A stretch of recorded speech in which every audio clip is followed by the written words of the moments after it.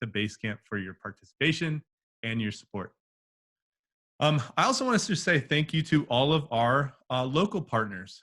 First and foremost, the Minge International Museum. Minge, we love you. Thanks so much for all you're doing. If you haven't checked out what Minge is doing, they came on last month and shared about how they've pivoted in this season to offer more content online and are doing a ton of really, really awesome stuff for the community. So if you haven't checked out the Minge's website, you're not following them on social media, you're not on their mailing list, any of those things, that's the first place I'd start.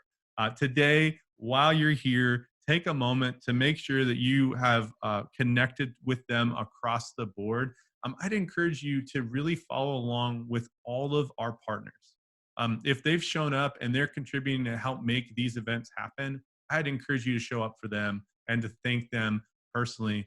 Maybe one way to do that would be to Instagram bomb some of their last posts and just say thanks for supporting Creative Mornings. Add a comment, say thank you at Minge Museum for supporting Creative Mornings.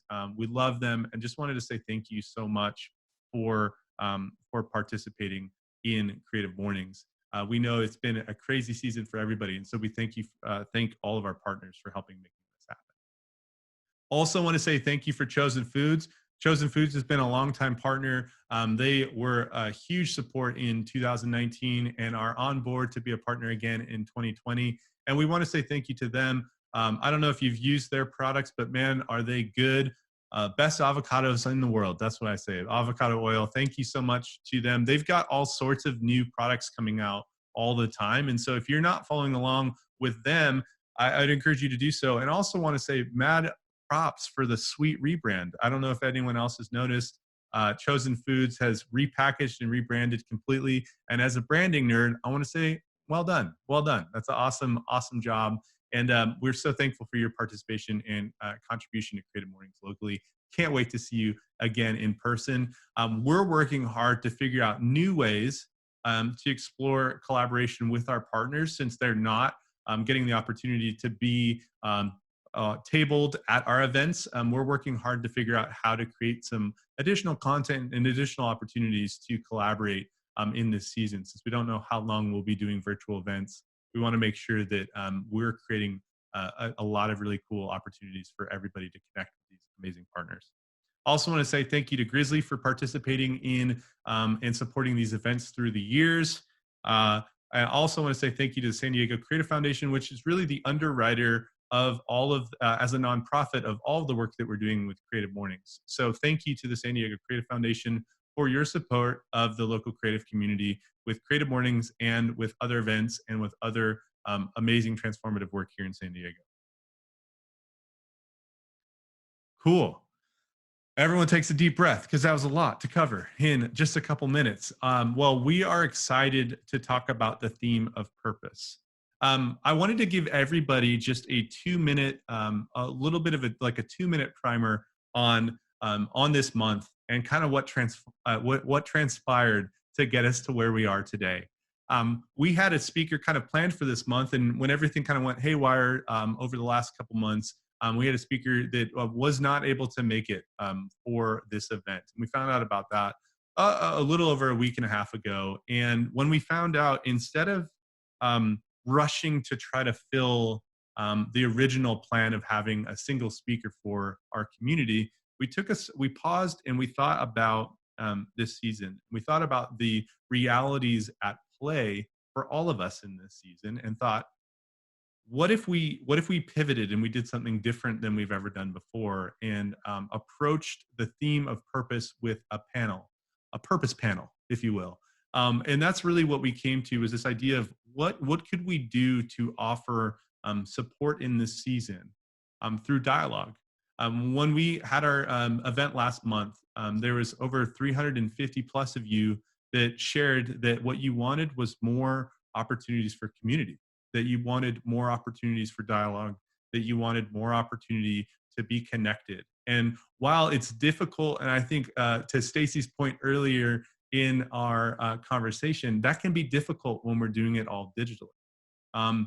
The space and place when we're in community, we feel something. But we wanted to use everything in our power to try to create an opportunity for conversation to take place organically. And so we are incredibly excited to talk on this theme of purpose. And this month's theme was chosen by our Indianapolis chapter and illustrated by Jason Ratcliffe. And what we're excited about in this month's theme is to explore purpose in a season where it's been a little jolting, to say the least, right? It's been jolting for our economy. It's been jolting for us as individuals. I think it's been jolting for our world. And one of the things that we've all been thinking a lot about is how do we live on purpose in seasons of uncertainty or in a season where things don't go as planned. And I don't know what your circumstances are specifically this morning showing up for this conversation. But what our hope was that having a conversation with a group of wonderful individuals from San Diego, ranging a myriad of backgrounds, that we would find and have a conversation around a theme that would be inspiring and impactful to you personally. That this morning that you would find comfort and solidarity in knowing that we're all in this together, and that there are and that we all have viewpoints on this, that when we come together, there's an opportunity for transformation to take place. So I'm unbelievably excited to have Candace, Catherine, Carmela, Ryan, and Sean with us this morning. And we are going to dive into an incredible conversation around the theme of purpose. So with that, I'm going to actually stop sharing my screen, and we are going to dive into our panel.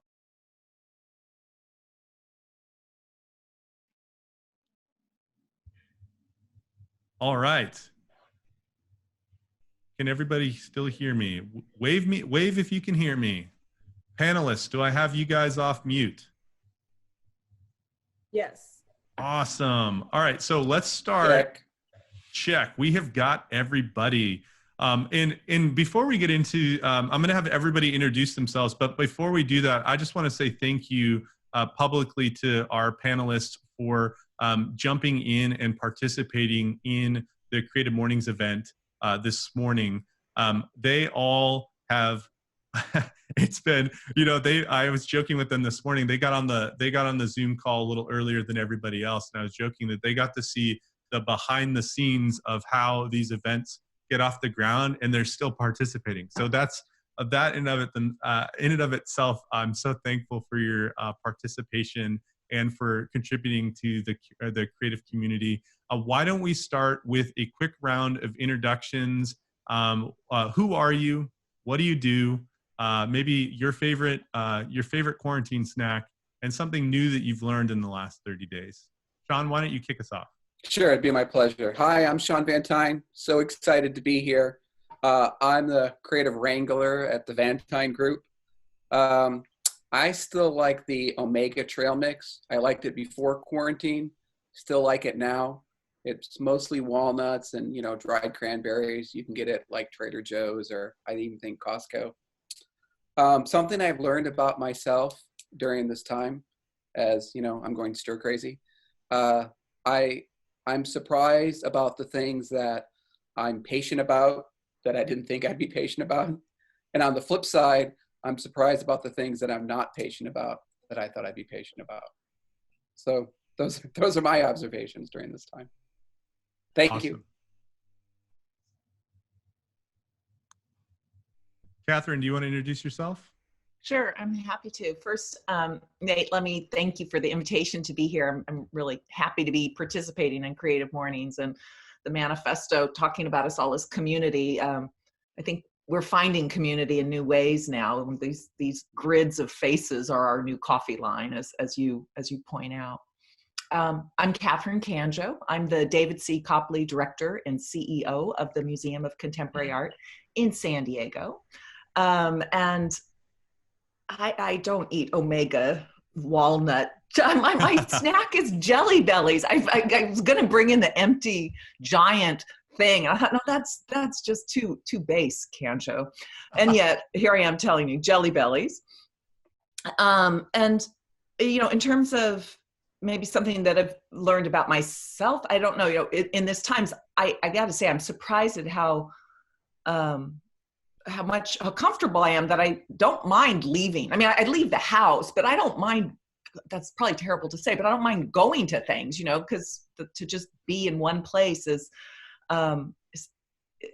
there's some kind of comfort in that too in this moment. Totally. Ryan, you're next to Catherine on the screen, so maybe I'll have you introduce yourself next. Perfect. Thanks, man.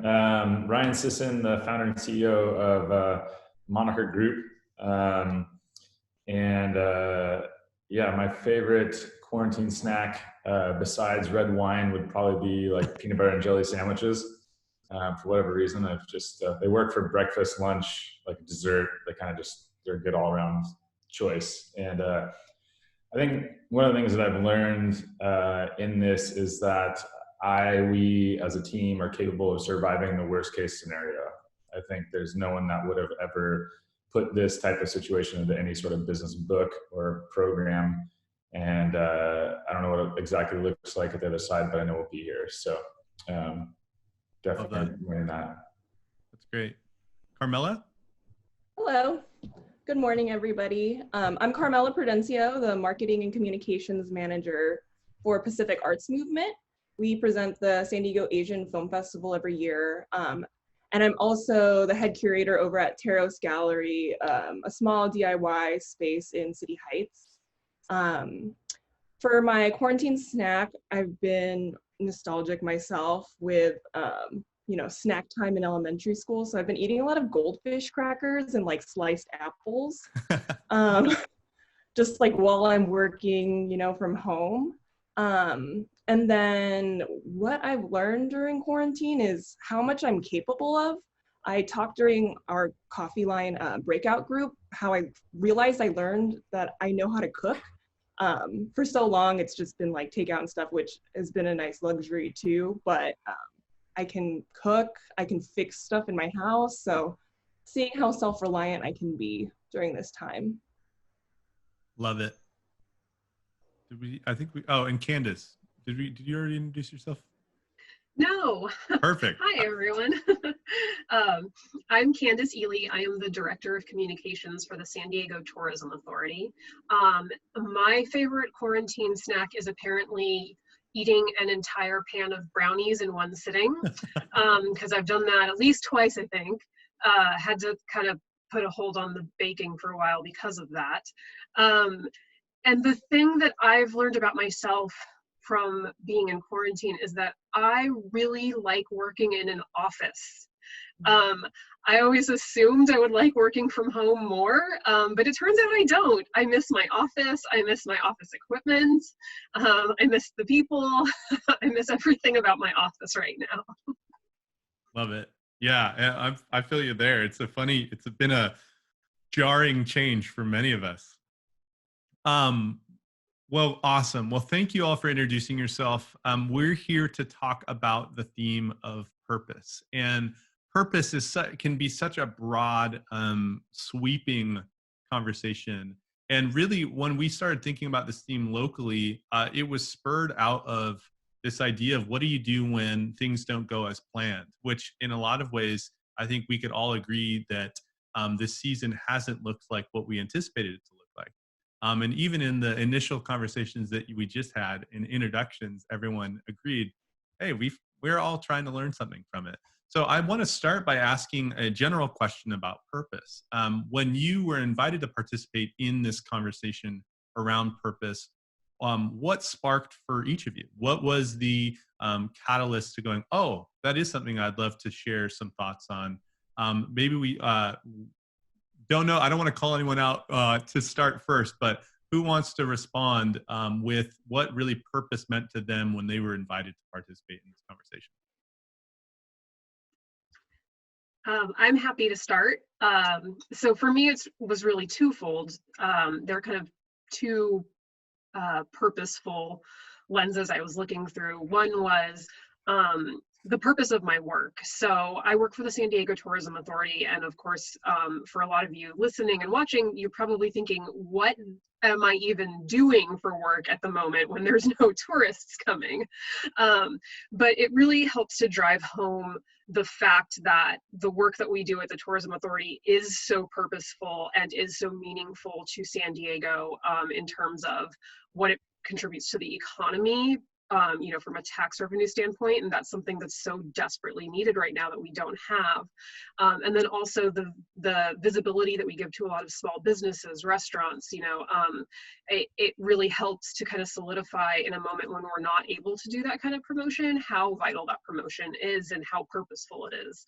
And then, you know, on a personal level, I think a moment like this has really helped bring clarity to everything that I do.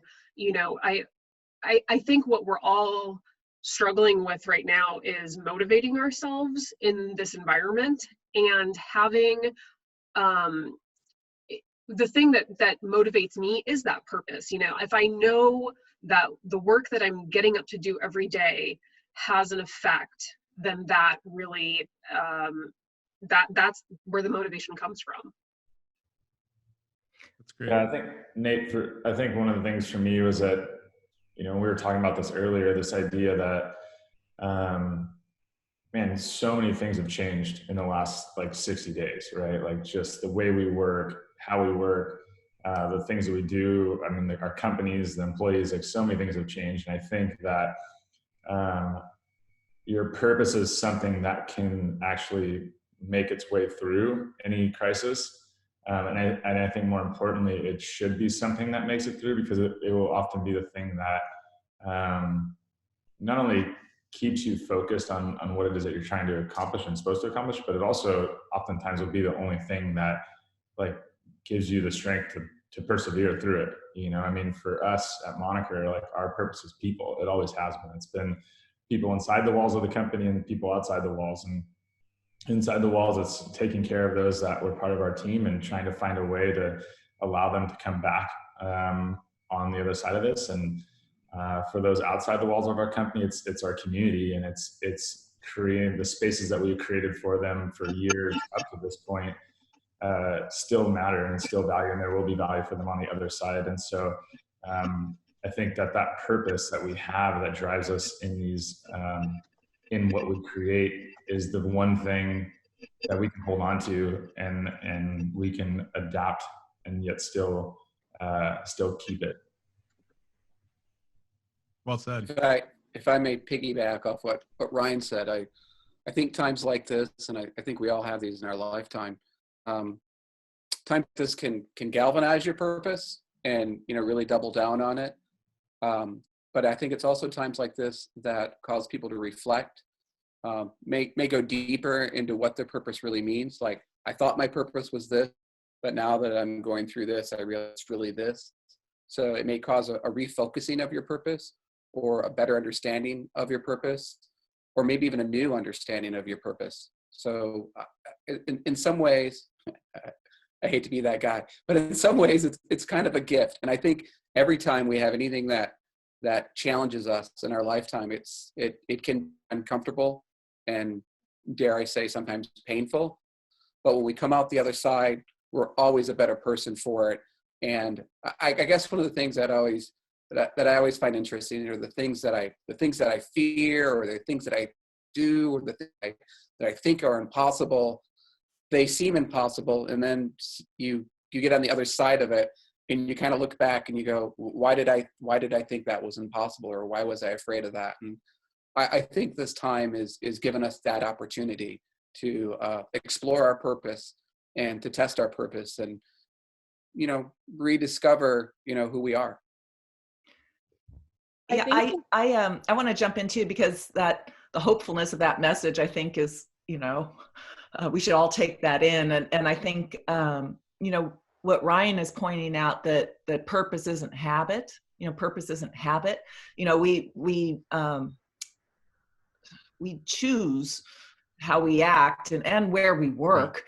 For me, with the invitation of this panel, I thought about the purpose larger of the arts, you know, and what the arts and creativity, you know, means to our community. And there's been this word essential that we keep talking about and defining things as being, you know, essential or not. And I mean, of course, the arts are essential, right? our museum has been shuttered for the true quarantine for the 4 Amen, years. sister. Amen on the AR. You know, we aren't essential by that one definition, right? Mm-hmm. But I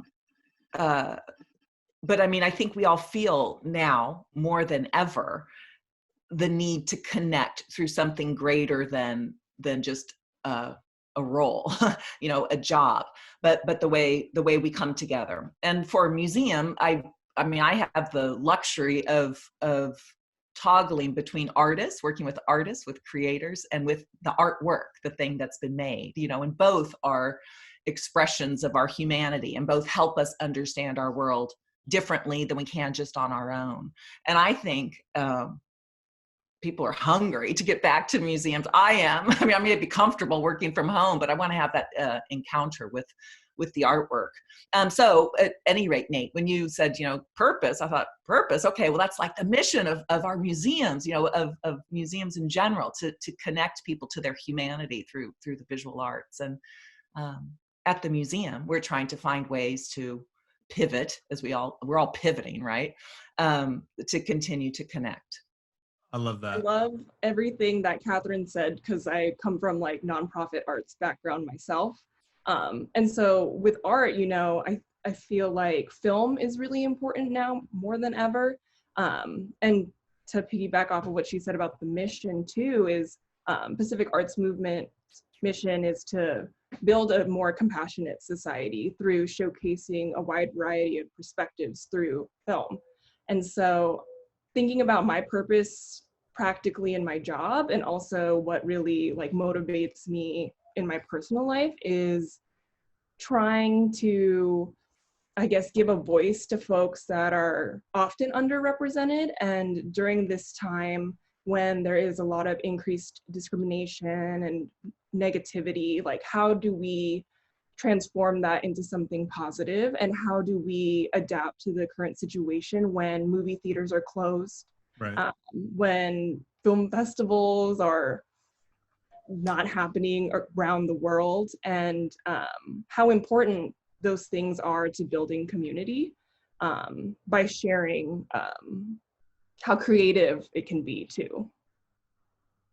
I love that. Yeah, I think what I love about this panel, and I love about this initial discussion that we've had, is that there's this unique tension between vocation and what we have as purpose as it relates to what we do vocationally, and then there's this, and it's connected, it's correlated, and then there's this like this personal purpose, and we're all driven by the things that we desire innately in our hearts to serve or to participate in. So I love that that's connected, and that they can both be connected without it exclusively being one or the other. I have a really practical question for everybody, which is, if you're anything like me, there's been a lot of, in this season, there's been a lot of fear. There's been a lot of uncertainty, kind of breeds the like anxiety, if you will, of like, oh my gosh, what's gonna happen? What's gonna happen? And I would love to hear from our panel, just practically, how have you navigated the tension of like your own individual anxiety or fear of like whether that's failure or just the uncertainty of it all, with this idea of purpose? How have you stayed true to purpose, or stayed true to what you just mentioned is kind of what's driving you in this season, while also wrestling with the balance of like, we're all human. So this hasn't been like, let's not pretend this is all, this has only been positive for all of us. It's kind of been shitty for a lot of us at the same time. So talk to me a little bit about the tension there, and yeah, honest as you can be. How have you navigated that? I mean, I'll try to take that on in some way. I'm a Libra, so I think this helps, right? Because I can do both sides of things, and I feel like you know, there's so much that's unknown, and it seems like we have to embrace that ambiguity. You know, we have to acknowledge that's out there, and that can be overwhelming. So I think the practical thing that you know, I tried to do, and I think we're trying to do at the museum, is to kind of come back to the moment and take it moment by moment. You know what I mean? Have a plan A, B, and C, and take it, literally, I guess one step at a time. Which I guess just means that you have to remain nimble, right? Because you have to be able to adjust to as the ambiguity becomes, as clarity happens, So I think it's something about acknowledging that you can't know it all, try to get a handle on it, but then just let yourself work in one moment at a time. I think one, it's really embracing and like embracing the reality that the fear is there, not pretending that it doesn't exist. Like there's been some really dark moments, I feel like, for me in the last 6 weeks of just so many unknowns, right? As humans, unknown is like our biggest really fear and can just debilitate us as people. I think in my world, for me, my faith is a huge part of my story. And I feel like I just believe that if there's something I'm called to do, there's gonna be a path somewhere in this for me to navigate. And doesn't mean it's going to be easy. It hasn't been, we turned 10 this week as a company, and really interesting to, make it a decade and find ourselves in this spot. But we've been through a lot, and I think that has allowed us to be prepared for what it is that we're facing ahead of us. So I think that's a huge piece on the personal side. And then the other piece would just be my team, to be honest. Like I trust my team. Like we have a phenomenal group of people that every one of them has been willing to do whatever it is that they need to do to help us see our way through. And I just can't even say how much it comforts and really empowers me to continue to move forward, knowing that there's a group of people behind me that is willing to be on the other side. And really, there's going to be it is not going to look the way it did before this. It's kind of like taking a Lego set and blowing it up and the pieces are everywhere, but the pieces are still there. And you can begin to rebuild some of what you knew and some of what you think would be better, and I think it's a matter of who's sitting there on the other side. So a lot of times when I'm in that place of just, that fear and that darkness, it's more of like, okay, I have what I need. There's a way forward and there's people with me and we can make this happen. Yeah, I'd love to jump in there because I feel like it's the same, from a professional level. Unfortunately at the Tourism Authority, a lot of our staff has been furloughed, but the team that is active right now, we've been, I feel like there's so much strength there and everyone is supporting each other so much and coming together and taking on things that we didn't think we knew how to do. And so, having a strong team, whether that's your coworkers or your family or your friends, whatever your team looks like for you, I think that's really important. And then on a personal level, I mean, I'm going to share, like, I've really struggled to stay positive, and especially in the very beginning, I think around, somewhere around the end of week 2, I posted on my Instagram, like, hey, I'm really scared. And all I'm seeing around me is people with their like fun sourdough starters and their, look at all the cool stuff I'm doing in quarantine. And I have to confess, I'm really scared and I don't know what's going to happen. And, I don't know how to feel better. And I had so many people reply to me, both publicly and privately, saying, I'm really glad you said that because I'm feeling the same way. So I think, like, no matter how you're feeling, other people are feeling it too. And there is some comfort in knowing that. Awesome. Any other thoughts from the panel? I think Sean's on mute. I am. So now that we're all getting real here, being someone who's both the head of a small company, it'll be 5 years for us, and also, the head of a small family, part of that role of leader is, not to show your fear or not to express your fear and to try to keep it calm down. Sure as heck doesn't mean I don't have the fear, because I do. And a shout out, I guess, to my wife of 30 some years, because she's that one person that I can, we can have our conversation. We can't let the kids see the conversation. I say kids, they're in their 20s, but they can't know, what we're thinking. Well, some of the folks on this call work with me. So as the leader of my company, I also have to keep a positive face. But I do think it's important to be real, and I do think it's important to be genuine, and I do think it's important to acknowledge that we have fear. But the one thing I remind myself is that if you start analyzing your fear and start breaking it down, you can usually find the root cause to it. And like anything else, the opposite of fear is love. And to find that other place that you need to go to, so you can better understand that fear and where it's coming from, and how to deal with it. And I am an optimist and I'm an idealist, and this too shall pass. There will be a new normal. And I think right now we need to focus on, what's that new normal going to be like, and start moving towards it. So there you go. Getting way realer than I thought. Well said. I think with the fear thing too is, for me, I'm at the beginning stages of my career, and learning to navigate working from home has been tough. Candace said that she missed her office, and I miss my office so much too, and my coworkers especially. So learning to communicate with these folks through Slack and Zoom meetings, and I know a lot of you folks probably are feeling that Zoom fatigue too, where it's like 5 meetings a day. But I'm trying to be forgiving with myself, because I know there's a lot of push on social media of like, be productive, like I think about creating a routine every day where I'm like, I'm going to work out and drink a green smoothie, and I'm going to work for like 5 hours, then take a break, and all of this stuff. And I think forgiveness has been one of the things that's helped me stay true to my purpose, so that I know it's a long game and not to burn myself out right away, because I have a long career ahead of me, and I want to keep going and keep doing the best I can for my team. I love it. That was so well said. And the forgiveness piece, and just giving yourself grace in a season where it's like you're trying to like will yourself into doing everything at the same time, is very difficult. So I commend you for realizing the tension of like, I can't do everything. I also can't feel bad that I can't do everything. I know I've experienced that, having a 14-month at home. I can't work nearly as much as I normally do. So totally relate to that.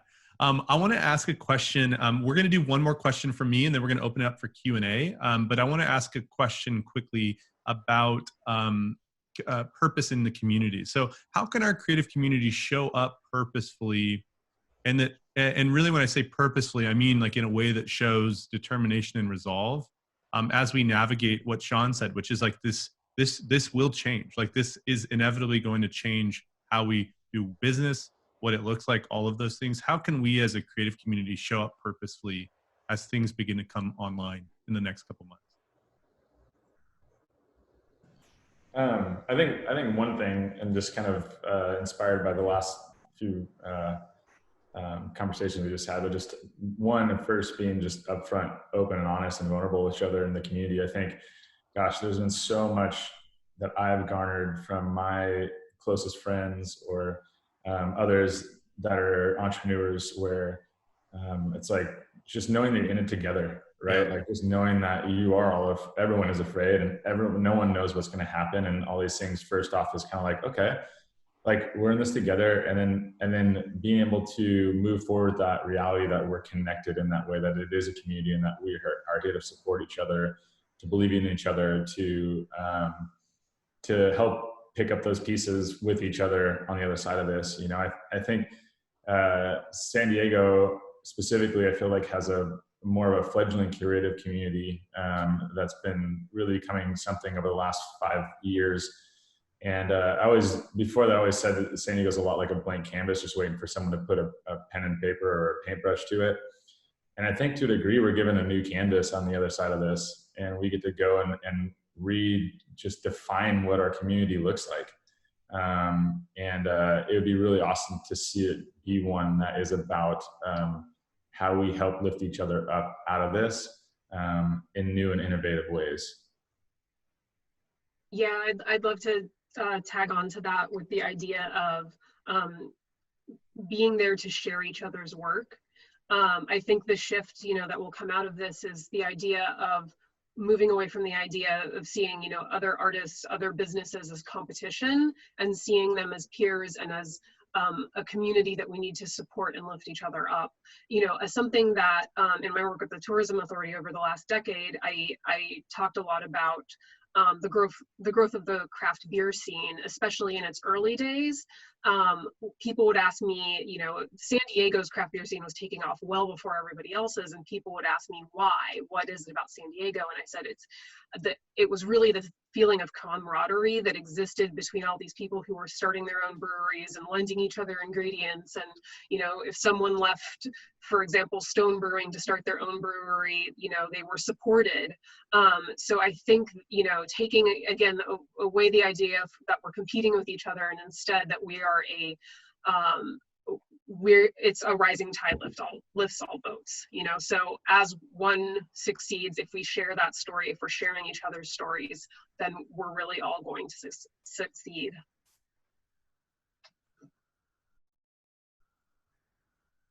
Yeah, you know, I think that's great. In terms of like, you know, what is the new normal and what is it going to be and what we should think about, a big part of my world is innovation, which means I'm a geek and I read lots of reports from McKinsey and MIT Sloan and HBR, Harvard Business Review. And I encourage people to read those because they're very optimistic about what the new normal is going to be. One of the things I'm seeing that is going to definitely take place is the office place is going to change quite a bit. They're going to think more about, let's say, airflow, for example. I think we're going to see more, you know, business spaces become, public spaces in general, become more environmentally friendly. They're going to be healthier. There's going to be more fresh air. They're going to think more about, you know, the space, how we use that space. So I think it's going to be a great future for folks who are, you know, in and around environmental. I think environmental biology and environmental design is to become, you know, really important in the world. And I think art is too. I think we're going to see a blossom of art around innovation and in new spaces. So those are some of the trends that I'm in for the new normal. I'd love to hear what other trends other folks are hearing or seeing. I think with the trends thing too is I'm on like a bunch of film festival forums and groups on Facebook, and everyone's trying to figure out ways to build that communal experience virtually, which is something that me and my team have been brainstorming and coming up with creative ways to create experiences like this right now too, where we're able to like talk and share our ideas with each other. And so it's really interesting to see the rise of like watch parties happen, where you get to watch films with your friends, even though they live in another city or somewhere else, or even down the street now, you know? So I love that, you know, even though this is a challenging time, it's kind of forcing us in the creative field to be creative and think of innovative ways to continue our missions and continue the things that we do regularly, but in a totally different perspective. So that's really exciting to me, you know, is to look forward into, you know, whatever after this looks like. I feel like folks are going to want to come together more and experience those community-driven events, like going to the museums or watching movies together. You know, even if you're sitting in a dark theater alone, it's like you're with a bunch of people, and it's totally different than watching Netflix on your couch by yourself, you know? So I really like the challenge that we've had to deal with in terms of like the work with the film festival. I love it. Well said too. I think all of these responses have been really, I love that we're still weighing it with like, how do we allow creativity and optimism to really drive a lot of what we see moving forward, while simultaneously knowing that we need to know and we need to be intentional about learning in a season where there's still a lot of fluidity to what the new future will look like. But someone said in the chat, like, how do we make a digital experiences more human? And I agree. I think that's happening. So I want to make sure we have at least a couple questions from the audience, especially since we're running up against that 10 a.m. marker. So what I'm going to do is, if you have a question, I'm going to randomly select a few people in the in our participants panel. If you want to raise your hand and ask a question, I will pick you. We'll unmute you so you can ask your question, and then we'll let the panel respond to your question. I'm hoping we can squeeze two questions in. We may not be able to try to hit that 10 a.m. marker, but we're going to try. So without further ado, if someone has a question, go ahead and raise your hand, and we will go ahead and we'll pick you. Let's see here. We've got a couple hands raised. We've got Maria. Maria, I'm going to go ahead and unmute you and let you answer. There you go, unmuted. Oh, wait, she was unmuted. Oh. There she is, unmuted. Maria, can you hear us? Now, yes, sorry. So I am wondering, because there's such financial uncertainty to coming out of this. For example, my husband has pretty much lost his work, and he was our primary breadwinner. How can the panel speak to the idea of the necessity of having to work in an area? You were talking about the tension between vocation and personal, and I think it's really prevalent right now. That's something that's really coming up because of the financial necessity. So can you speak to how to bring purpose into that arena where there's that tension? I'd love to answer that because I was actually thinking about this. For my husband has also lost his job as a result of the current situation. And so, and I have a lot of friends who are unemployed right now, and talking about, having to take on some temporary work that they ordinarily wouldn't have considered doing, it's outside their field, it's outside what they want to do as a career. And as we're talking about purpose, I think, everyone needs to give themselves the space to say, right now, my purpose is putting food on the table for my family. Like, if that's what you need, then don't be ashamed of that, and don't feel like, you're betraying who you are, or you're betraying, the greater purpose that you felt you had. It's okay to give yourself that space of like, I need to step out what I would ordinarily consider to be, my mission or my comfort zone, because my mission right now is taking care of my family financially. Yeah, I think the modified purpose, or not necessarily modified purpose, but modified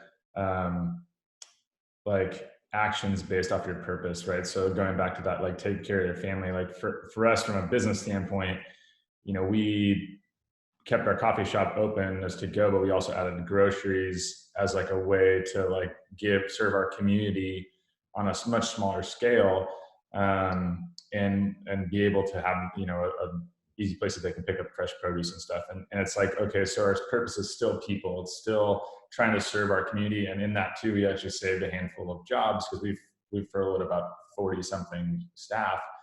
And so the purpose is pared down, and it can't be as big, but it's still, for us, is still that people focus. Like, how can we use what we have left, the time or the resources that are available to us, to still serve our community or serve our team? And so I think as an individual level, it's that same mentality. It's like, okay, my pool of resources have dwindled, but it still doesn't change, my desire, my purpose to serve my family. And so what do I need to do in order to do that? It doesn't mean that that's my permanent trajectory. It just means that that's my response to this moment that allows us to be able to, make it through to what's next. We're not going to be a grocery store forever at Moniker General, but for this season we will be. And I think it's just, you can stay true to what your purpose is, but change the way you express it, depending on what the season you're in. Any other thoughts from the panel? I mean, just to go back, Nate, to what you were saying about, and I'm not remembering exactly your words, but vocation and personal. I think we're all feeling that, like economically as well, right? Like you can have, we've all redrawn, the way we're living within our own households and what our priorities are, and then, which is pressure. And then we're doing the same thing at work, if we're fortunate to remain employed, or if we're in the challenging position of having to furlough people. You know what I mean? We're all, it's right. Like our family planning is happening and readjusting, and our business planning is is happening and readjusting. And I don't know what the point is there, except that it's like, there's no break. You know what I mean? You think, oh, Right. I could just go deal with my work problem. It's like, but it looks suspiciously like my problem at home, you know? So I don't know, but I think something in this is, we do see the structure of the way things work, the way we make our life at home work, the way we make our business work. And we come back to, I think, the role of humanity in all of this, like the people, the human resources, our role, I mean, in our little coffee line group, we were talking about getting takeout and wanting to be equitable, to think like, oh, this, I want to give to this business, I want to give to that business. And Right. that you think about who's cooking, and who's taking your money, and who's delivered the produce, like I think we're more aware of the individuals, even as there's this tendency to look at, and a necessity to look at the financial business model. And so, I mean, hopefully we'll keep it in the right balance, right? And not lose sight of all the real human lives that are impacted. Well, absolutely well said. I think, man, this has been such a privilege to get to participate in this conversation, because I think so much of this, I don't know about everybody that's on, but I have felt so much joy knowing that we're all in this together. And then there's just this amazing thing that all of our panelists, but also just this community, is all approaching this with as much humility as we possibly can, knowing that we're all learning. I know last month I said that creativity plus love plus generosity is the way we're going to navigate this season. And I fundamentally believe that that's absolutely true. And much of our conversation around purpose really came back to that idea of being really the core of how we can navigate this. We are at 9:59, and unfortunately, we're not going to be able to answer any more questions on the call today. However, what we're going to do instead is, if you have follow-up questions, we want you to send those to us via Instagram, or connect with us on Instagram. And what we're going to do is we're going to reach out to our panelists with follow-up questions that people have, and have them record quick iPhone responses to some of those questions. And we'll share those with our community as content over the next week or so that way we have an opportunity to keep this conversation going around purpose. I want to say thank you to all of our panelists for your time, for your vulnerability, for sharing your hearts with us this morning. Thank you to the community for showing up for another virtual event. I hope it was inspiring and encouraging, and a great way to start your Friday morning. So with that, we're going to sign off from Creative Mornings here this morning. If you are in gallery view, I encourage you to give a hearty wave to everybody as we sign off. But thank you so much, everybody, for being here. We hope you have a wonderful rest of the day, and we'll see you next week.